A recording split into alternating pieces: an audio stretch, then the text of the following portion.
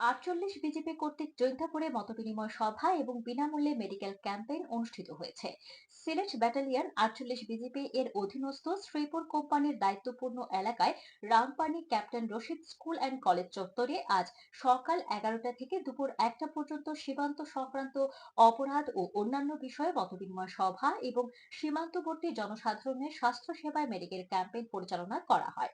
উক্ত সভার সভাপতিত্ব করেন সিলেট ব্যাটালিয়ন ৪৮ বিজেপির অধিনায়ক lieutenant colonel Mohammad Hafizur Rahman PSC.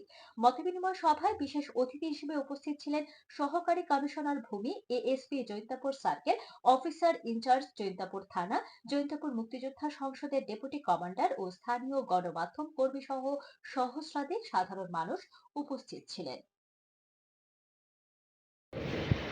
আপনার দৈনিক মজুরি কত? একজন লেবারের এখন একদিন কাজ করলে কত মজুরি না? ৬০০-৭০০ টাকা। এক বস্তা চিনি চোরাচালান করতে কত নেয়? ২০০ থেকে ৩০০ টাকা। বরং লিগাল পদ্ধতিতে যদি জিনিসটা ইম্পোর্ট হয়, আপনি একদিন কাজ করে এর থেকে পাচ্ছেন তো, তাই না? আপনার সন্তান তো মারা যাচ্ছে না। অ্যারেস্ট নিজে কিংবা আপনার সন্তানকে চোরা কারবারের মালামাল টানাটানির জন্য পাঠিয়ে নিজের জন্য রিস্ক পাচ্ছে। আপনি এটা বন্ধ করেন, ক্যারিয়ার যদি না আনে এর উপরের লোকজন কিছুই করতে পারবে না। যারা টাকা ইনভেস্ট করে তারা কখনোই বর্ডার পার হয়ে এই রিস্ক নেবে না, কারণ তারা খুব ভালো করেই জানে যে সে ধরা পড়লে ছাড়া পাবে না কোনোভাবে। এই যারা ক্যারিয়ার আছে, আসলে আমরা মিডিয়া হিসাবে আমরা বিভিন্ন জায়গায় যাই, বিভিন্ন চিত্র তুলে ধরি।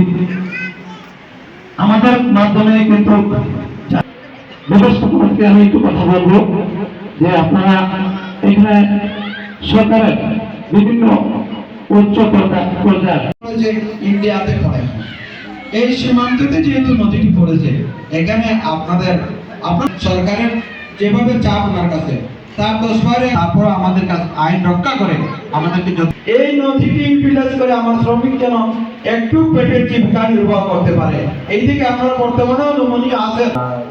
আমাদেরকে বক্তব্য দেওয়ার জন্য আমি অনুষ্ঠান এই পর্যায়ে